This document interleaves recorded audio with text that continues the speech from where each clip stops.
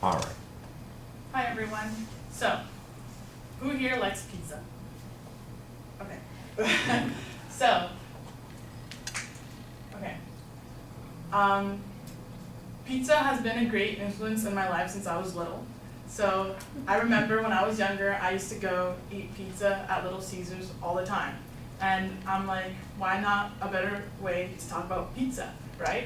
So, Little Caesars comes from, it started from the founders, from Mike and Marion, founders, the restaurant in Garden City in Michigan, May 8th, 1959. The franchise, their stores gave customers and individuals thousands of ways to open up their own franchise and grow as a company. And they became the largest carry-out pizza chain in the world, seen as an international brand. So, they go based off 5 priority guidelines to run their store. So the first one would be serve the customer. So serving the customer for them would be, they have to go, like a customer comes in, they run a 30-second mark that the customer should come in and walk out in less than 30 seconds because their logo is hot and ready. So they usually have 3 cashiers up front, and they're usually wearing a blue shirt and it has ACE on it. So ACE stands for a certified customer service. So they get tested through like four months of training after they get hired to wear that blue shirt. Because usually they start off as crews, and they're wearing like an orange pumpkin shirt. Like, so yeah, and you walk in. I don't know if you guys ever notice it when you guys go inside a Little Caesars. If you see orange, that means that they just started. If you see blue, that means they have a training experience, and they're usually up front. And they're the ones who usually come and get your attention and try to upsell you. They upsell to deep dish, to crazy bread, to sauce and wings. Help those who are helping others. Since they're running the mark of 30 seconds or less, if they see that they get 2 or 3 customers behind the line, someone else usually comes in and helps out so they won't be a line. So their mark is not to have a line inside Little Caesars. Complete station responsibilities. They usually set someone to a station so the store can be running through the shifts. So let's say if someone's supposed to come in from 2 to 7, they assign someone to that station and that station only, so that station can be clean and prepped. So the next thing would be completing stock and prep. So throughout the day, in any business, if you ever have working experience, they usually do stock and prep. So throughout the day, if they have like a dinner rush or something, they won't run out. So basically saying like, oh, if they need napkins, bring napkins before the rush starts. Or if they need to wipe down the tables and make it clean, so it can be easier for them or for the closing person who's closing that day. And then clean. Who would not want a store that's not clean? It's healthy. I mean, it makes your job easier and it's good for others. Okay, quality of the pizza.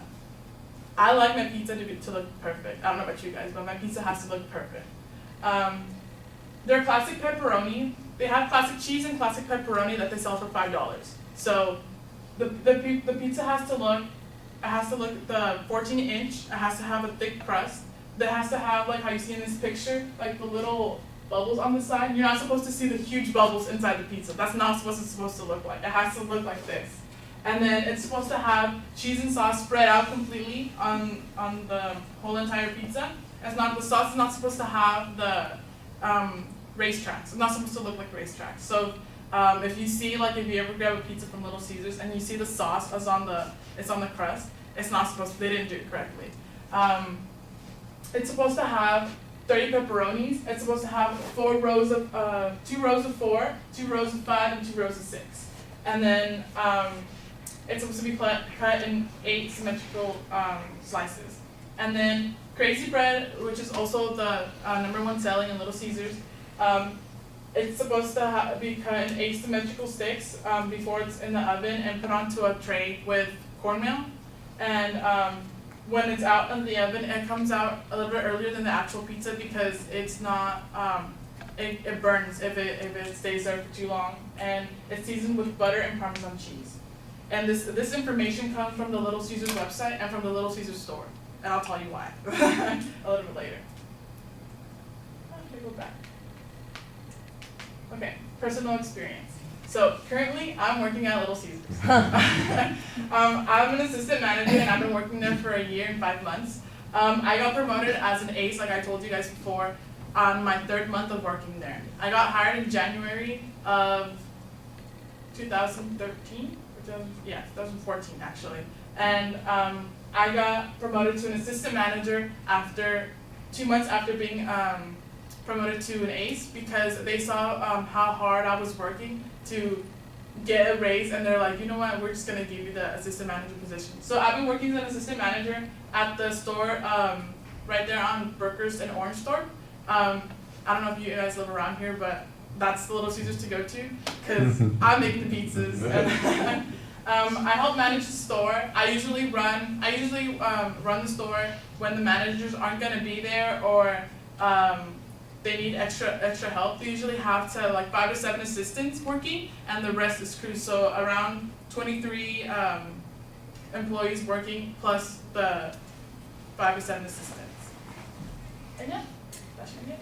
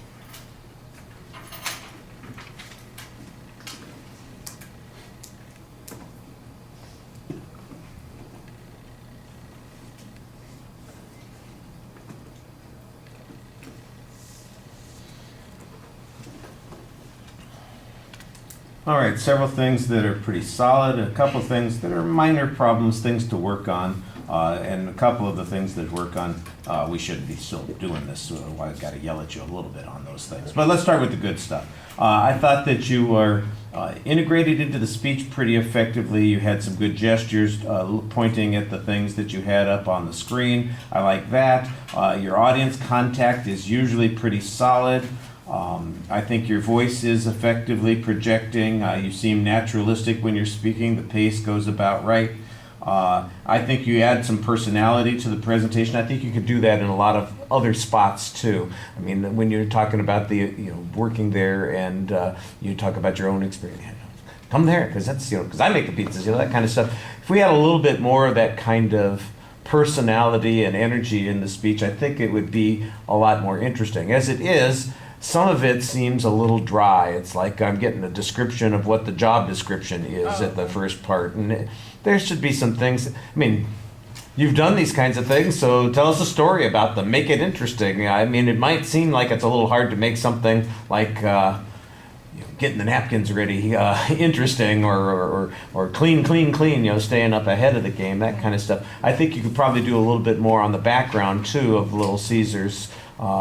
Maybe there are, you could talk about how they've changed over the years a little bit, what they emphasize so much nowadays. It is a takeout thing, so where did they come up with the idea for the 30-second clock, something like that? Or maybe you've got a story about what happens when people don't get the 30-second clock. Do they give the employees electric shocks, something like that? Do they slap them on the wrist? Customers are all allowed to stand in line and punch people who don't get to get to them in 30 seconds. I mean, you could tell a joke, make a story, it doesn't, just try and make it a little bit more intriguing. You're having fun with the subject and you're telling us about the subject, but you got to make it, otherwise it's just like, why are we listening to this? The reason we're listening to it is because you have this experience and because it's interesting to you and it's something that you want to share with us.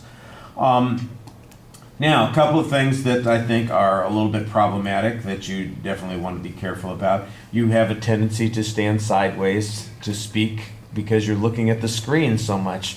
It's not that I don't think you break eye contact so consistently, but you do break audience contact with that. It just feels like we are an afterthought. You look at us, you talk to us, and then you go back to the screen like there, and it's you need to be engaged with us a little bit more, not so much the screen.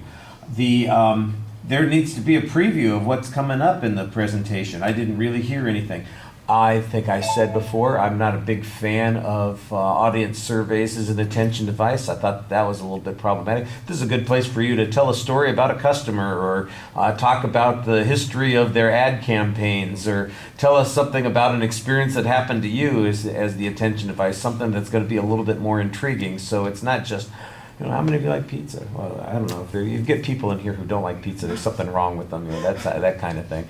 I think that's just an easy thing, and it's something that you're supposed to have prepared, and it just feels like it's something that's thrown together at the end. Speaking of the end, we have the "that's it" kind of exit line here. You need to plan that a little bit more. You want to leave us with a good impression. You don't want to just sound like, well, I'm done. Thank God that's over with, and let me move on with my life. You want us to feel like we got something good out of this, and that's why you want to have a good summary and exit line.